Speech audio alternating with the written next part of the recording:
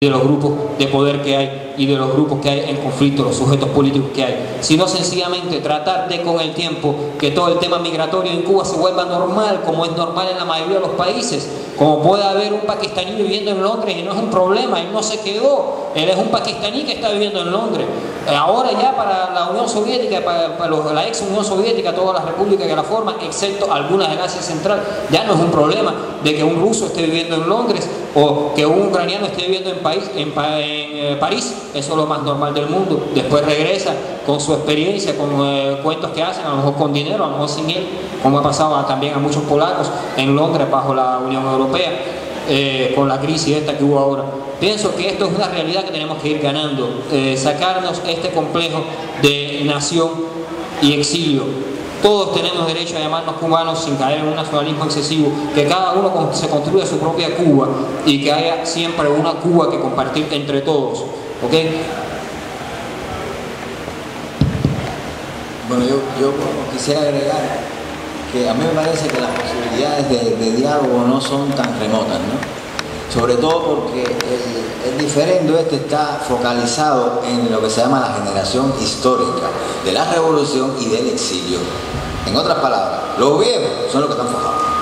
Yo puedo decir ahora, levante la mano todo el que tiene familiar en Miami y se lleva bien con él. Y estoy seguro que van a sobrar manos. ¿Entiendes? Eso pasa. Yo no sé, el asunto no es tan complejo. Porque quien tiene interés, aquí desde el principio de la revolución, esto fue un grupo de estudiantes universitarios que se pusieron bravos entre ellos. Y entonces, la cosa llegó a tal punto de que unos se fueron, que otros se quedaron porque hicieron que los otros se fueron. Pero son amigos, en el fondo. Todos eran amigos. ¿Me entiendes? Son amigos que se pusieron bravos y la bravura ha durado 50 años. Pero es un problema de ellos, no de las generaciones que vinieron después. Por lo tanto, el exilio cubano, este asunto de la reconciliación, hay que entenderlo ante todo en términos generacionales. Porque yo no creo que va a haber muchos problemas con los cubanoamericanos, los nacidos allá, y los que estamos aquí, que nacimos con la revolución. Me parece que no tiene ningún problema eso. El asunto fundamental está en que se pongan de acuerdo esas dos generaciones que fueron las que provocaron todo esto. Ellos son los responsables, ellos con el poco de vida que les quede, tienen la responsabilidad de arreglar esto. Ahora, si no les da tiempo, de todas formas el diálogo vendrá. Tiene razón Alexis, tiene razón Alexis. Algunos me han dicho que cuando nosotros hablamos de la reconciliación exageramos, y tienen razón, ¿no? Porque no es un problema de toda la nación. Sin embargo, es un problema de una o dos generaciones que todavía tienen los controles políticos de la nación cubana, ya sea en la isla o en la emigración. Y si ellos no logran ese ajuste, si no se logra, que muy posiblemente no se logra, se pospone el bienestar de este país. Se pospone el bienestar de este país que ya no puede esperar más. Bueno, ya yo quería pasar a la parte de establecer un diálogo con el público. Entonces, no sé si algún panelista quiere decir algo más. Sí, adelante. Habían dos problemas con respecto a la Cuba postnacional. La misma preocupación que tú tienes con una Cuba postnacional, la que puede tener un suizo con una Suiza postnacional o un norteamericano con unos Estados Unidos postnacional. No hay receta para eso. Eso es un problema global y todas las naciones están en la misma situación de transformación a nivel de la cultura. No es solamente Cuba. Pero no estaba hablando necesariamente de un problema cultural, más bien un problema de cómo el cubano de hoy porque es un problema bastante particular de naciones en transición, donde todas, sobre todo una nación donde no hay definición entre el Estado y el individuo, ¿no?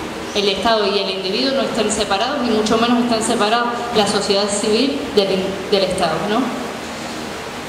El problema es cómo se definirá ese individuo frente al Estado o a esa patria o a la gobernabilidad de eso. Eso yo no creo que es algo que nosotros, por ejemplo, que Cuba comparta con Estados Unidos. No, porque ya eso no es lo que comparte Cuba con Estados Unidos, justamente lo postnacional. Ya eso no es un tema de postnacionalismo, es un tema de lo que pasó en el socialismo, en los países socialistas, en ese llamado segundo mundo también, que han transitado. En ese punto sí nos toca, es un gran rollo. Eso sería un gran rollo porque es el rollo que tiene Polonia, que ha tenido sí, lo que estoy puntualizando es cómo mi homólogo, ¿no? Digamos un homólogo cubano mío, con 20 y pico de años, va a defender o va a querer participar en la Cuba de mañana. ¿Cuál es el incentivo? ¿Cuál es digamos, la cola, la goma en el cual quiera tener raíces en un proceso de cambio? Yo creo que el incentivo fundamental... Dado el hecho de que no conocieron otro proceso y que hoy en día no están aquí, sino están en G.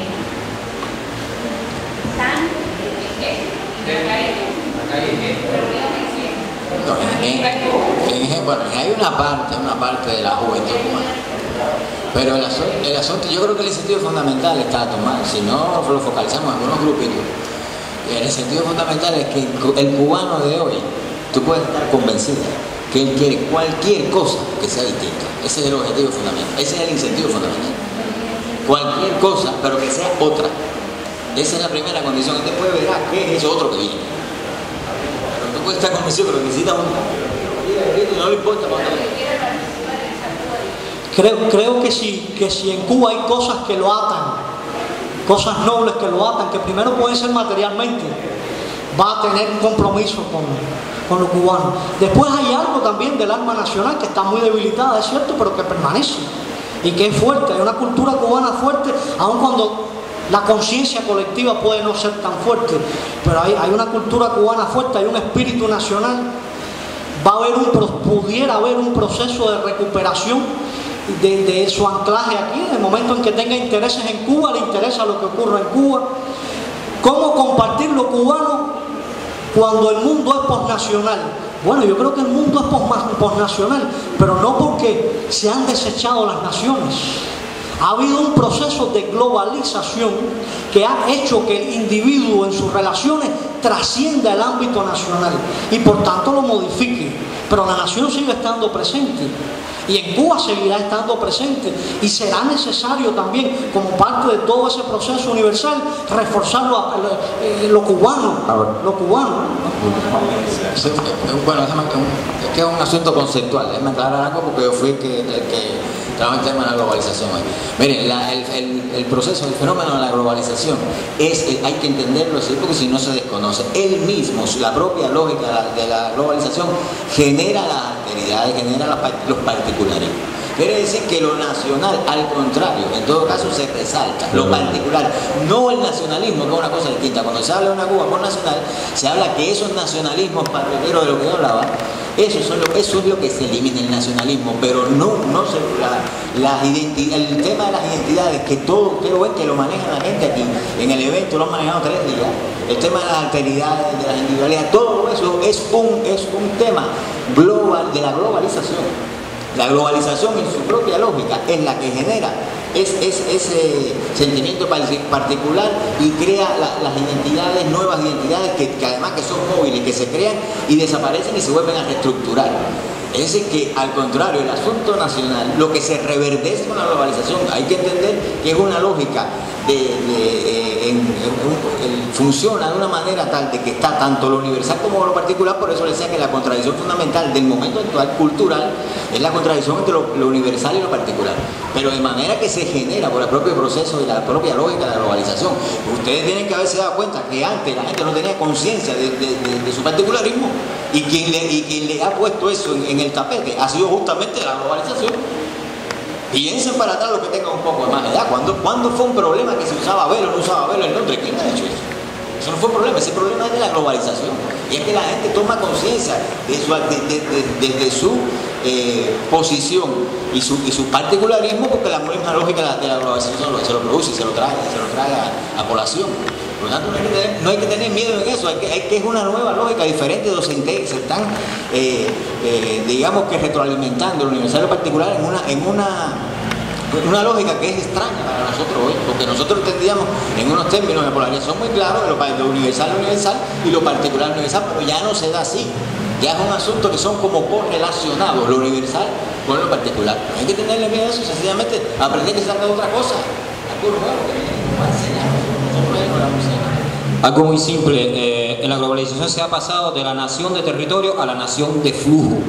Por tanto, esa persona que tú dices, en caso que le interese tener su vínculo y en caso que en Cuba se normalice la situación de internet, puede hacerlo por vía de Facebook. Bueno, vamos a pasar a las preguntas. Yo quería hacer una primera pregunta, después pasamos al público. La pregunta que yo quiero hacer está claro, y coincidiendo con Alexis, que el problema del poder en este momento y de la reconciliación tiene mucho que ver con un problema generacional. Y debido a que tiene que ver con un problema generacional, yo quisiera preguntarle al panel, después alguien que desee puede contestarme.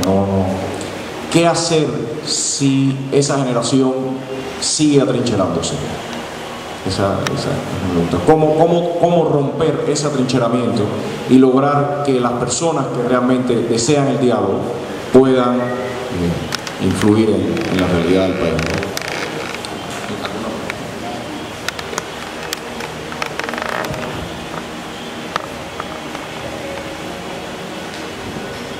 Tengo dos preguntas que hacer al último panelista. Una es que dice que el capitalismo fue una cosa espontánea. Yo quiero que me explique por qué. Que el capitalismo fue algo espontáneo. Y la otra pregunta es, ¿por qué se piensa que el único sistema de nacionalidad instrumental, eurocéntrica, globalizada, es la que predomina? ¿Es la que predomina? ¿O es la única forma de pensar la cultura? ¿No existirá otra forma de pensar la cultura?